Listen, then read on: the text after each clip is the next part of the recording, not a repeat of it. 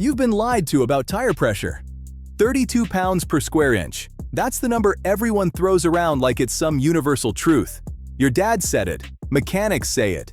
It's been repeated so many times that nobody even questions it anymore. But it's wrong. Dead wrong. And it's costing you money and putting you at risk every single time you drive. Here's what nobody tells you. There is no magic number. Every car needs different tire pressure. And when you blindly follow 32 psi, you're either underinflating or overinflating your tires. Both destroy your tires faster, kill your fuel economy, and make your car dangerous in an emergency. But do you actually know what wrong tire pressure does to your car? Not just, it wears your tires funny. I mean, what's really happening inside your tires and how it affects your ability to stop and turn when it matters most. I'm going to show you exactly how wrong pressure wrecks your tires from the inside out, how it changes the way your car handles in an emergency, and the dead simple method to find your actual correct pressure that mechanics know but never share.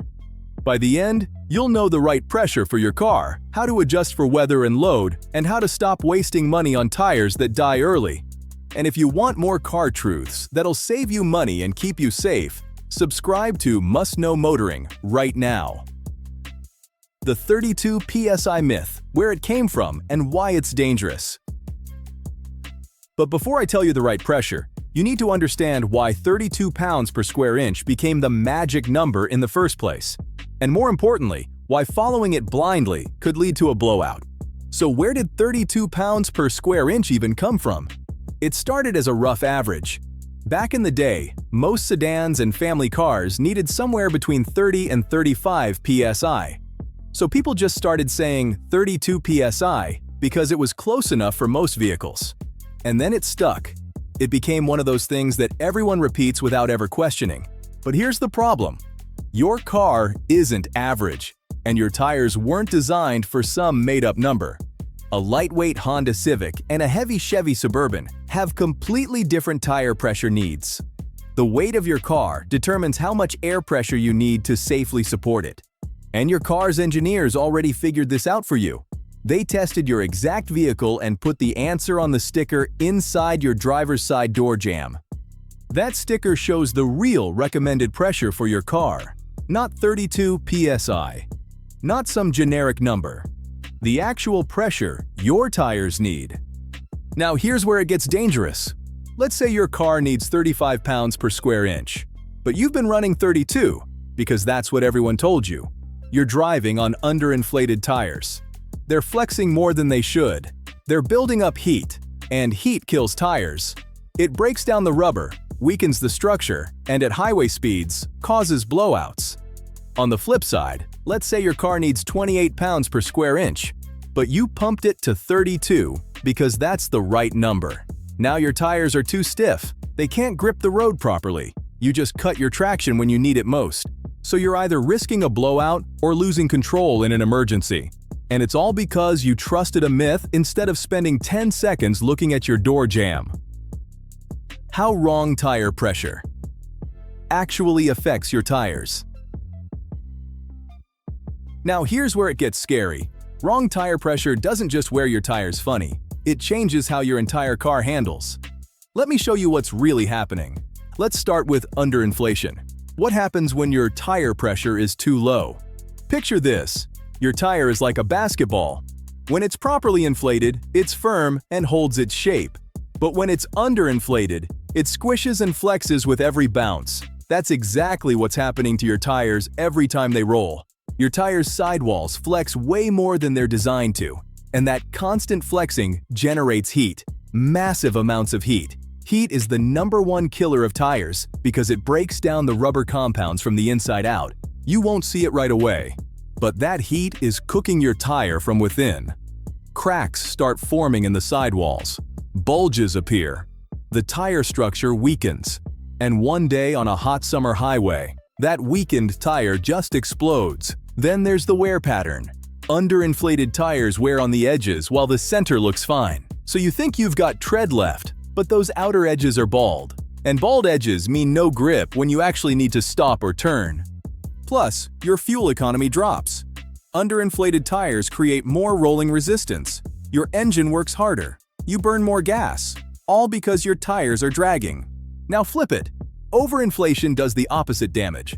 When your tires have too much air, they become rigid, like an overinflated balloon that's ready to pop. And here's the killer. Only the center of your tire is touching the road. The edges are barely making contact. You've got maybe 60% of your tread gripping the pavement. The rest is just floating. So when you slam on the brakes or swerve in an emergency, you don't have full traction. You're driving on way less rubber than you think. The center of your tread wears out fast while the edges look new. Uneven wear kills your tire early. And those rigid tires can't absorb impacts. Hit a pothole and you're looking at a blown tire or bent rim. There's no cushion. Heat from underinflation, impact damage from overinflation. Both kill your tires early and make your car dangerous. How tire pressure affects your driving and safety. Let's talk about braking distance first, because this is where wrong tire pressure becomes deadly. When you slam on your brakes, your tires need maximum contact with the road to stop your car. But wrong tire pressure means less rubber is actually gripping the pavement. And that means you can't stop as fast. Here's the math that should terrify you. Wrong tire pressure can add 10 to 20 feet to your stopping distance at highway speeds. You're doing 70 on the interstate. Someone brake checks you. You slam the brakes. And your car keeps rolling an extra car length before it stops. That's the difference between a close call and a hospital trip. And it gets worse in the rain. Your tire tread is designed to push water away so the rubber can grip. But when pressure is wrong, water gets trapped under your tire. The tread can't channel it out fast enough. You start hydroplaning. Now you're floating on water with zero control over where your car goes. Let's talk about what happens when you try to turn or swerve. Wrong tire pressure changes how your car responds to the steering wheel. Your tires either flex too much or they're too rigid. Either way, there's a disconnect between what you're telling the car to do and what it actually does. Imagine you're driving and a deer jumps out. You jerk the wheel, but your car doesn't react the way you expect. It either feels sluggish and delayed, or it overreacts and gets twitchy. In that split second, you've lost the precision you need. And that's when accidents happen. Your anti-lock brakes, your traction control, all those safety systems, they can't save you if your tires don't have proper contact with the road. The best technology in the world doesn't matter if your tires can't grip. This isn't about comfort or gas mileage. This is about whether your car does what you need it to do when your life depends on it. If you're realizing right now that you've been driving on the wrong tire pressure this whole time, you're not alone. Hit that like button and drop a comment telling me what your door jam sticker actually says. I guarantee half of you aren't running 32 pounds per square inch. The conditions that change everything. Now, even if you set your pressure correctly today, it could be dangerously wrong tomorrow. Here's what most drivers never consider. Let's start with temperature, because this is the one that catches everyone off guard. For every 10-degree drop in temperature, your tires lose about 1 psi. That might not sound like much, but think about what happens when fall turns to winter. The temperature drops 30 degrees overnight. Your tires just lost 3 psi while your car sat in the driveway. So those tires you filled to 35 psi in September, they're sitting at 32 psi in December. And you have no idea because nothing looks different. The tire doesn't look flat, but it's underinflated. And you're driving around on dangerous tires without even knowing it. Hot weather does the opposite. Your PSI climbs as the temperature rises. That's why you check tire pressure when tires are cold. Before you drive. Before friction heats them up and gives you a false reading. Most people set their tire pressure once and forget about it. They never adjust for the seasons. And that's how you end up with dangerously low pressure in winter or overinflated tires in summer. Now let's talk about load and weight. Your car's recommended pressure assumes normal driving. You may be a passenger, some groceries, that's it. But when you load up for a road trip, pack the trunk with camping gear, or tow a trailer, that extra weight crushes your tires. If you don't add air, you're putting massive stress on underinflated tires carrying way more than they should. And that's when blowouts happen on the highway with your family in the car. Your owner's manual has a chart showing exactly what pressure you need for heavy loads, but nobody reads it. They just load up and go, and their tires are one pothole away from catastrophic failure. Here's the bottom line. Temperature drops your PSI in winter. Heat raises it in summer. Extra weight demands more air. And if you're not checking and adjusting, your correct tire pressure from last month is dangerously wrong today. Common tire pressure mistakes people make. Alright, so now you know what wrong pressure does and why it changes. But here's the thing, even people who try to maintain their tire pressure still screw it up. Let me show you the biggest mistakes so you don't make them. Mistake number 1. Checking tire pressure at the gas station after you've been driving. You pull in after 20 minutes on the highway. Your tires are hot. You check the pressure and it reads 38 psi. You think, that's too high, better let some air out. So you do. And congratulations, you just underinflated your tires. Driving heats up your tires. Hot air expands. Your pressure reading jumps 3 to 5 psi just from heat. When those tires cool overnight, that pressure drops. Now, you're at 33 pounds per square inch when you should be at 36. You thought you fixed a problem. You created one. Check tire pressure cold. Before you drive, not after. Mistake number 2. Waiting for the TPMS light to tell you there's a problem. A lot of people think, as long as that dashboard light isn't on, my pressure is fine. That light with the tire and exclamation mark, it doesn't come on until your tire is 25% underinflated. If your tire should be at 35 psi, the light doesn't trigger until you hit 26 psi.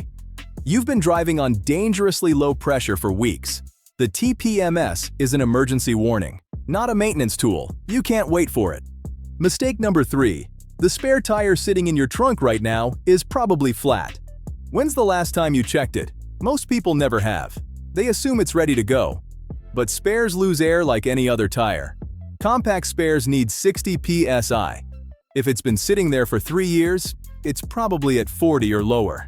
You get a flat on the highway, pull out the spare, put it on. 5 miles later it's flat too. Now you're stranded. Check your spare every month with your regular tires. Mistake number 4. Trusting gas station air pumps. Those gauges are beat to hell. They've been outside in extreme weather getting slammed around by thousands of people.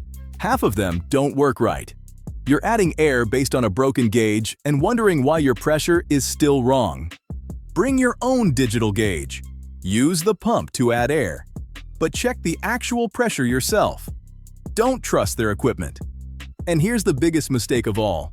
Setting tire pressure once and never touching it again. You checked 6 months ago. It was perfect. The tires still look fine, so you assume everything's good. But you've lost 1 psi per month naturally. That's 6 pounds per square inch gone. Add a temperature drop from summer to fall and you've lost another 2 pounds per square inch. You're down 8 psi from where you started. And you didn't notice because the tire doesn't look flat. Visual checks mean nothing.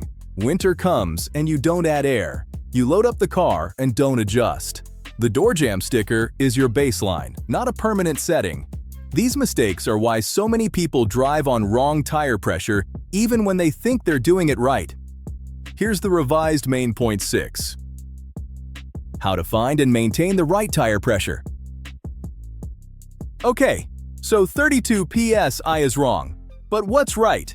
Let me show you the simple system that takes the guesswork out of this forever. Finding your correct pressure takes 10 seconds. Open your driver's side door. Look at the door frame. There's a sticker. That's your answer. Front and rear PSI right there. Not 32. Not a guess. Your exact number. And ignore the number on your tire sidewall. That says max pressure 44 psi or whatever. That's the explosion point, not your target. Door jamb sticker only. Now here's how you maintain it. Buy a digital tire pressure gauge, 10 to 20 bucks. Keep it in your car. Gas station gauges are garbage. Use your own. Check once a month. Cold tires only. Before you drive or 3 hours after. Hot tires read high. You'll let air out and make it worse. Morning checks are perfect. Winter, add 3 to 5 psi to your door jamb number. Cold temps drop your pressure. Compensate for it. Hauling heavy? Check your owner's manual. It tells you exactly how much to add. Follow it. Monthly routine.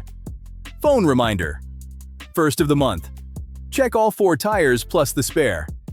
Write it down. If one drops more than 1 psi per month, you've got a leak. That's it. 5 minutes, once a month. Door jam number, your own gauge. Cold checks, seasonal adjustments, done. So there it is. The 32 psi myth is dead. Check your door jam, use a real gauge, adjust for the season, and stop trusting advice that was never right in the first place. Your tires will last longer, your car will handle better, and you'll actually be safe on the road. If this video saved you from a blowout or a few $100 in premature tire replacements, hit that like button and subscribe. I've got more car truths coming that'll keep you out of the shop and money in your pocket. Now go check your tire pressure.